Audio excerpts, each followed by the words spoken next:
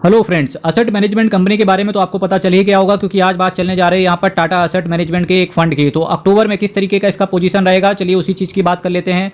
Net asset value की बात करेंगे तो इसका एनएवी 32 रुपये का है। एक साल में रिटर्न देखिए 29% का CAGR, 3 साल में देखिए 41% का CAGR, और जबकि मैं मैक्सिमम बात कर रहा हूँ मेरे भाई तो 27% का CAGR ये दिखा रहा है। और ये ठोक के सीना ठोक के आप इसको कह सकते हो कि ये फंड बहुत ही अच्छा फंड है। और जिस तरीके से टाटा असेट मैनेजमेंट कंपनी के ऊपर इन्वेस्टर्स भरोसा करता है, कुछ उसी तरीके से इस फंड ने भी इन्वेस्टर्स के सपनों को साकार करने में हेल्प करी है और 27% का CAGR ये दिखा भी रहा है। इसके साथ साथ देखिए मंडे को मार्केट किसी भी डायरेक्शन में घूमे, चूंकि कॉन्फ्लिक्ट हो चुका है, कुछ ग्लोबल एनवायरनमेंट थोड़ा सा खराब हो चुका है। जो कुछ भी हो, हमारी केवल एक ही तमन्ना होनी चाहिए कि विश्व का कल्याण हो और हर जगह शांति हो मेरे भाई। फिर भी अगर मार्केट गिरता है, एज अ इन्वेस्टर अगर हम विचार करेंगे तो किसी भी तरीके से अगर मार्केट गिरता है तो केवल आपकी नज़र इस वजह से यहाँ पर होनी चाहिए। ये देखिए यहाँ से, ये देखिए कितना फ्लक्चुएट मार्केट करता है। ये फ्लक्चुएशन पता है क्या, किसी भी लॉजिक की वजह से आपको देखने को मिलेगी, या ग्लोबल या जियोपॉलिटिकल कोई इशू हो जाएंगे, या कुछ अनहोनी जैसे कि कोविड इंपैक्ट आया, या ग्लोबल फाइनेंशियल क्राइसिस आया, या कोई कंट्री बनी को डिवैल्यू कर दे, एग्जांपल लाइक चाइना जिस तरीके से सिचुएशन खड़ी कर देता है। तो जो ये शॉर्ट टर्म के लिए जो इम्पैक्ट आते हैं, जबकि मैं शॉर्ट टर्म की बात कर रहा हूं तो मैक्सिमम कोई भी इम्पैक्ट ना 1 से 2 साल के तक ही रहता है, उसके बाद मार्केट ऊपर चलना स्टार्ट कर देता है। अब इस इंपैक्ट में इन्वेस्टर्स को क्या देखना चाहिए या किन लोगों ने पैसा बनाया, तो मेरे भाई केवल उन्हीं लोगों ने पैसा बनाया जिसने ये आपदा देखी है। आइदर अगर आपके पास पैसा नहीं है, कोई दिक्कत नहीं है, आपके पास म्यूचुअल फंड है, चुपचाप होल्ड करके चलो। क्योंकि सोच के देखो, किसी बंदे ने यहाँ पे 10 रुपए से इसका एनएवी खरीदा होगा, फिर देखिए 11 रुपए तक चला गया, कोई बात नहीं। किसी ने ये 7 रुपए तक यहाँ पे किसी ने खरीदा होगा, किसी के पास पैसा नहीं होंगे तो बेच दिया होगा, और किसी ने कुछ किया ही नहीं होगा। सोच के देखो, यहाँ पर 11 रुपए का एनएवी था, उसके बाद में 11 रुपए के एनएवी से किसी ने कुछ किया ही नहीं, तो भी आज उसकी डेट पे जो ये 20, 22, 23 रुपए का जो एनएवी इसका यहाँ पे दिख रहा है, देखिए आप यहाँ से, तो ये देखिए जो 22 रुपए का एनएवी दिख रहा है उसको भी रिटर्न अच्छा दिख रहा होगा। तो मेरा आपसे वही कहना है कि जब मार्केट गिरता है, आपके पास जिस भी कैटेगरी का म्यूचुअल फंड पड़ा हुआ है, एटलीस्ट उसको टाइम दें। मार्केट इसी तरीके से चलता है, किसी ना किसी लॉजिक की वजह से ही मार्केट गिरता है, और मार्केट को जब ऊपर चलना होता है वो किसी भी लॉजिक की वजह से ऊपर नहीं चलता, बस उसका समय आ जाता है और मार्केट चलना स्टार्ट कर देता है। तो कृपया करके इस जो ये फ्लक्चुएशन देखने को मिलती है यहाँ पर पैनिक ना हुआ करें। वैल्यू रिसर्च ने इसको 4 आउट ऑफ 5 रेट किया है। इसके साथ साथ अगर हम इसके फंड मैनेजर की बात करने की चेष्टा करेंगे तो देखिए चंद्र प्रकाश पादियार साहब आपके पैसे को मैनेज करके चल रहे हैं। अगर मैं टाटा असेट मैनेजमेंट कंपनी के इस फंड से रिलेटेड बात करूं तो इन फंड मैनेजर को शुक्रिया बोलना चाहिए, डेफिनेटली बोलना चाहिए हर इन्वेस्टर्स को, क्योंकि रिटर्न एक बहुत अच्छा एक्स्ट्रा ऑर्डिनरी रिटर्न इस फंड ने इन्वेस्टर्स को प्रोवाइड करके दिया है। 3 महीने के अंदर रिटर्न देखिए 8.21% के हिसाब से एब्सोल्यूट रिटर्न दिया है। 6 महीने में 25% का एब्सोल्यूट रिटर्न है। 1 साल में देखिए 29.61% का एब्सोल्यूट रिटर्न है। 3 साल में ऑलमोस्ट पैसा डबल कर दिया, ना केवल डबल किया बल्कि डबल से मेरा मतलब है आपका रिटर्न डबल हो चुका है। यहाँ पर कैपिटल की बात ही नहीं हो रही है। 3 साल में इन्वेस्टर्स का पैसा, किसी बंदे ने जस्ट आज से 3 साल पहले पैसा डाला होता केवल 1 लाख रुपए, आज उसके अकाउंट में 1,82,000 रुपए पड़ा होता है। और इसमें मैं कैपिटल को इंक्लूड नहीं कर रहा हूँ, कैपिटल को इंक्लूड कर दोगे तो हो जाएगा कितना, जोड़ घटा के बताओ, 2,82,000 रुपए। म्यूचुअल फंड के अंदर रिस्क आपका वेरी हाई रहता है। तो तालियों के साथ स्वागत करेंगे, तालियों के साथ इस फंड का स्वागत कीजिए। Tata small cap fund, direct plan growth, 6014 crore का इसका असेट साइज है। 0.31% का ये एक डिसेंट सा एक्सपेंस रेशियो चार्ज करके चल रहे हैं। 11.97% का ये कैश होल्ड करके चल रहे हैं। Nifty small cap 250 total return index को इन्होंने बेंचमार्क के तौर पे लिया है। प्लान आपका ग्रोथ है, 12 महीने के अंदर निकलने की चेष्टा करोगे और 12% से ज्यादा के यूनिट बेच दोगे तो आपसे 1% का एग्जिट लोड पड़ जाएगा। तो कृपया इस चीज पर ध्यान रखें। अब अगर मैं यहाँ से बात करने की चेष्टा करूँ तो देखिए सबसे ज़्यादा जो सेक्टर को इन्होंने टारगेट किया है, किन किन सेक्टर में पैसा पड़ा हुआ है, किन किन शेयर्स में पैसा पड़ा हुआ है, अभी ये वो सेशन स्टार्ट होने वाला है। और जैसे ही इस म्यूचुअल फंड का इंडेक्स एनालिसिस खत्म हो जाएगा, कुछ क्वेश्चंस के आंसर देने की कोशिश करेंगे जिसे मैंने रैंडमली उठाया है। फाइनेंशियल की बात करेंगे जिसको इन्होंने सबसे ज़्यादा टारगेट किया है। 13.41% का स्टेक इन्होंने डाल दिया है फाइनेंशियल सेक्टर के अंदर, फॉलोड बाई कुछ कैश होल्डिंग है, services, capital goods, health care, material, chemicals, metals and mining, consumer staples, construction, technology, textile, automobile और एनर्जी जैसे कुछ दिग्गज सेक्टर्स में इन्होंने पैसा डाल के रखा हुआ है इन्वेस्टर्स का। इसके साथ साथ IDFC लिमिटेड, अब बात कर रहे हैं किन किन शेयर्स में आपका पैसा पड़ा हुआ है। तो शेयर्स का नाम शांति से आप बस सुनते जाओ, चीजें आपको खुद ब खुद पता चल जाएंगी। IDFC Limited, BASF India, Quess Corp, Radico Khaitan, Keystone Realtors, Elantas, Beck India Limited, CE Info Systems, UTI Asset Management Company, Gokaldas Export, Gujarat Pipavav Port Limited, Honda Siel Power Product, DCB Bank, Redington Limited, Krishna Diagnostics Limited, Suven Pharmaceutical, Kirloskar Pneumatic Company Limited, CIE Automotive, Agrotech Food, followed by Health Care Global Enterprise Limited, All Cargo Logistic, KSB Limited, Shoppers Stop, NCC Limited, Finolex cable, Hikal Limited, Time Technoplast, Vesuvius India, Carborundum Universal, Greenply Industries, Nippon India Asset Management Company, Natco Pharma, New Netweb Technology, Wonderla Holidays, Akzo Nobel, Tube Investment of India, Finolex Industries, Everyday Industries, इसके साथ साथ Cera सेनेट Bayer, MM Forgings, Rallis India, Transport Corporation of India, इसका other name है TCI, ठीक है, और Ganesha Ecosphere, Graphite India, Devyani International, Forbes Enviro Solutions Limited, the Ramco Cement, Ramco industries, Varthaman special steels limited, followed by Phillips carbon black limited जैसे कुछ दिग्गज companies के अंदर आपका पैसा जाता है। अब अगर मैं असेट मैनेजमेंट कंपनी के बारे में बात करूं तो टाटा असेट मैनेजमेंट कंपनी का नाम बहुत ही सम्मान के साथ भारत देश के अंदर लिया जाता है, क्योंकि इसका असेट अंडर मैनेजमेंट भी ये दिखाता है। 1,30,663 करोड़ का इनका असेट अंडर मैनेजमेंट है। टोटल 115 स्कीम के साथ आते हैं। मेरे भाई ऑल इन ऑल अगर बात करें तो अक्टूबर, नवंबर, दिसंबर इन 3 महीनों में भी इस फंड का अच्छा परफॉर्मेंस रहेगा, ये इसके पास्ट एक्सपीरियंस से साफ झलकते हुए देखने को मिल रहा है। चलिए वक्त हो चला है कुछ क्वेश्चन और उनके आंसर करने का।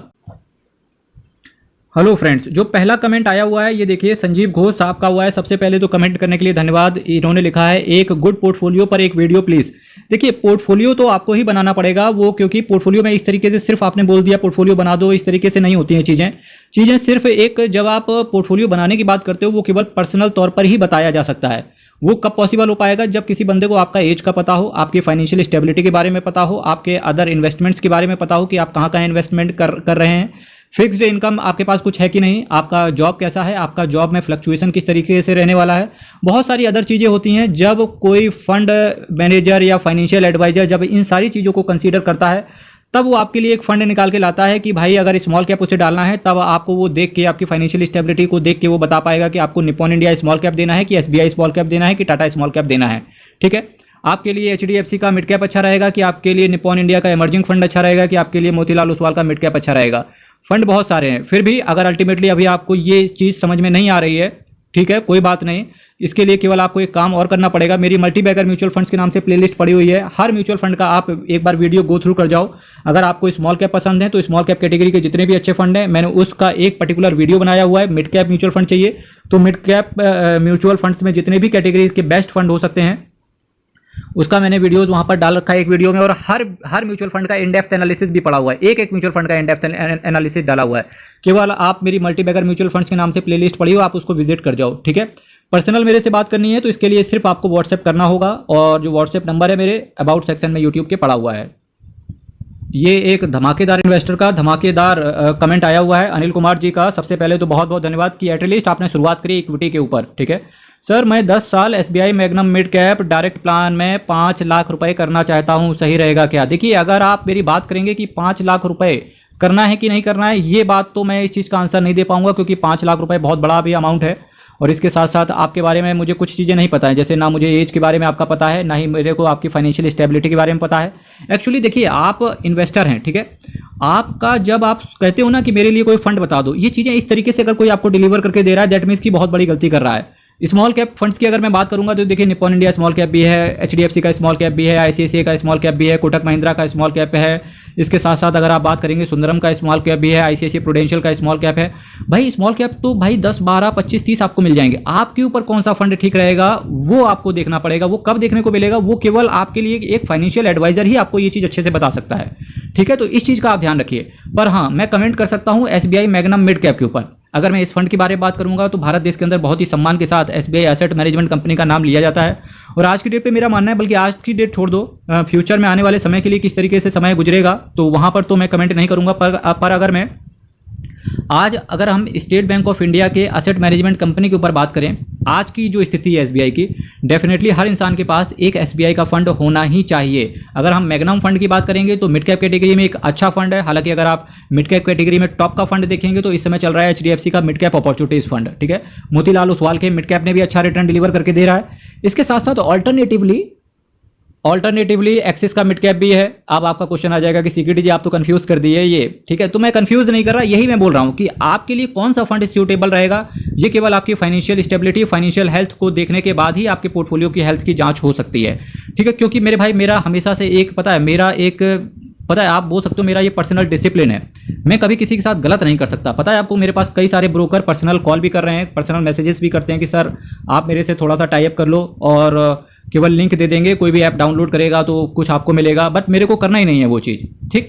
इसके साथ साथ अगर कई सारे लोग भी हैं वो सीधे कहते हैं, या मैं खुद बताऊं, अगर मैं म्यूचुअल फंड डिस्ट्रीब्यूटर हो जाऊं आज की डेट पे, ठीक है, तो सिंपल सी बात है, इस पे मैं सबको रेगुलर प्लान खरीदवा दूं, बट मैं ऐसा नहीं करता हूं, ठीक है। म्यूचुअल फंड डिस्ट्रीब्यूटर होने के बावजूद भी मैं लोगों को रेगुलर प्लान नहीं देता हूं, क्योंकि कहीं ना कहीं मुझे ऐसा लगता है कि वो गलत है, ठीक है, वो गलत है। क्योंकि जब आप प्लान खरीदोगे, आपका जो भी पैसा बनेगा उस पर 2-3% मेरे को मिलेगा, पर और जब भी आपके पास रेगुलर प्लान होता है ना, वो मिलता ही है जो आपको फंड खरीदवाता है, ठीक है, तो वो मैं नहीं चाहता हूँ, ठीक है। तो मैं किसी के साथ गलत नहीं कर सकता, इस वजह से मेरे हाथ ना कांप जाते हैं जब मैं कुछ चीज़ें बताता हूँ, स्पेशली पैसे से रिलेटेड, ठीक है। तो वो चीज़ केवल पर्सनल तौर पर ही दी जा सकती है, आप इस चीज़ को गौर करें, पर्सनल तौर पर ही दी जा सकती है। आप सिंपल से एक बात बताना, आपको 200 डिग्री का बुखार हो, आप डॉक्टर को फ़ोन करके नहीं, आप डॉक्टर को कैसे बता रहे हो कि भाई सिंपल है, कि डॉक्टर को कॉल भी नहीं किया और बस ऐसे ही हवा में उड़ा के बता रहे हो कि भाई बताओ हमको ये 200 डिग्री का बुखार हो चुका है, हम क्या करें। तो डॉक्टर सिंपल कहेगा कि यार ऐसे तो हम नहीं बता पाएंगे, आपको क्लिनिक आना पड़ेगा, क्योंकि उसे पता है इंजेक्शन ही लगाना है, ठीक है। तो ये सारी चीज़ें आपको समझनी पड़ेंगी चीज़ें, ठीक है।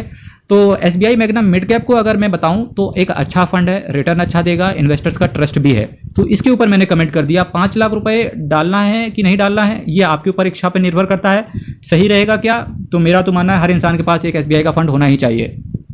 ये हमारे घुमंडी जी एक्चुअली रेगुलर वीडियोस भी देखते हैं और कमेंट भी, इनके सवाल जवाब बहुत आते हैं। Best lump sum fund for 8 years please, वाह मेरे शेर, ये आपका जवाब ऊपर वाला जो मैंने कमेंट किया है ना, वहाँ पर आपको इसका जवाब होप सो कि मिल गया होगा। अब आप ये देखिए, यहाँ से जो नेक्स्ट कमेंट मैं पकड़ रहा हूँ, जकारिया माजूमदार जी का मैसेज है। सबसे पहले बहुत बहुत धन्यवाद कमेंट करने के लिए, करते रहिए मेरे भाई, अगर आप व्यूअर हैं ना कमेंट करते रहिए। भाई 2 लाख रुपए मुझे डालना है, 10 कंपनी से इन्वेस्ट करना चाहता हूं, बेस्ट कौन सा कंपनी होगा प्लीज़ बताइए। देखिए इस तरीके से अगेन जो मैंने वहां पर टाइम लिया है, इससे पहले का मैंने जो लंबा चौड़ा स्पीच दिया है आपको, वही सेम स्पीच आपके लिए भी एप्लीकेबल होता है। 10 कंपनी है, ये आप अपने फाइनेंशियल एडवाइजर से पूछिए, उसको अपनी परिस्थिति बताइए, उसको अपनी स्थिति बताइए, इसके बाद ही वो आपको बताएगा कि आपके लिए कौन सा फंड बेस्ट रहेगा। अब ये देखिए जो नेक्स्ट कमेंट आया है, थैंक्स सर मेरा क्वेश्चन लेने के लिए एंड आंसर देने के लिए। बाल भविष्य योजना रिगार्डिंग, मेरे पास सर सिर्फ फोलियो नंबर है, हाँ कोई दिक्कत नहीं है। आप सिंपल देखिए, आपके पास एक मेल आईडी को चेक कीजिए, मेल पर आपको एक मैसेजेस आता होगा हर महीने, अभी तक आपको आ चुका होगा, तो IDBI बैंक से रिलेटेड वो बैंक बताता होगा आपको कि आपका पैसा किस तरीके से आपका पोर्टफोलियो है। तो उस पूरे जब PDF आप खोलेंगे ना, इधर आपसे वो पैन कार्ड मांगेगा, नहीं तो इंस्ट्रक्शन लिखा होगा कि किस तरीके से आप उस पोर्टफोलियो को खोल सकते हो, ठीक है, मतलब उस PDF को खोल सकते हो।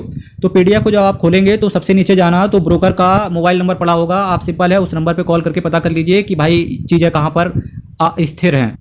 सैयद सर का मैसेज है कि सर नए फंड में पैसा लमसम या SIP करना कैसा रहेगा। देखिए नया फंड है, नई उमंग है, नया जुनून है, कोई दिक्कत नहीं है, लमसम या SIP तो डेफिनेटली है आपका। अगर SIP मोड अगर आप एक्टिवेट करते हो तो आपको जो शॉर्ट टर्म में मार्केट के जो नॉइजेज होते हैं ना, वो एक एवरेज कर देता है। तो SIP मुझे लगता है कि ज़्यादा अच्छा माध्यम रहता है लमसम की अपेक्षा। लमसम में क्या होता है, सपोज दैट आज आपने खरीदा, 10 दिन मार्केट गिर गया, तो वो आपको नीचे दिखेगा, फिर हेक्टिक लगेगा कि यार 1 लाख रुपए डाल दिया, 10% नीचे गिर गया। हालांकि रिटर्न आपको at the end of the day दोनों ही सेम तरीके का बना के देंगे, पर अब आपकी इच्छा पर निर्भर करता है कि आपके पास पैसा किस तरीके का है।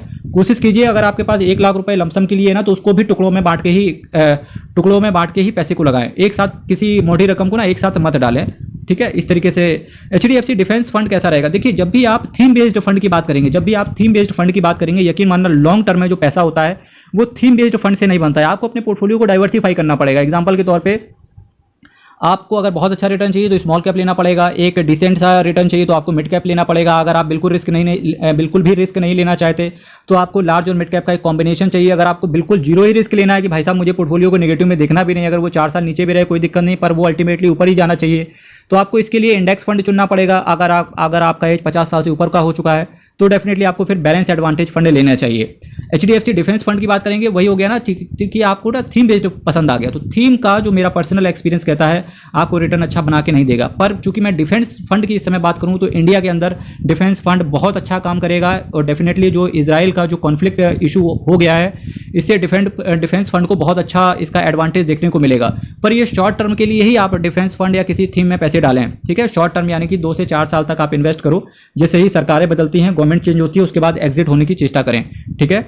हर हर महादेव, अयप्पा शरणम, हरीश शरणम, बहुत बहुत धन्यवाद। अगर आपके पास कोई क्वेश्चन है उसके यहाँ पर कमेंट कीजिएगा, मैं उसको टाइप करने की चेष्टा करूंगा। आप मेरे से पर्सनल बात करना चाहते हैं तो सिंपल है, अबाउट सेक्शन में जाइएगा यूट्यूब के, वहाँ पर व्हाट्सएप नंबर लिखा हुआ है।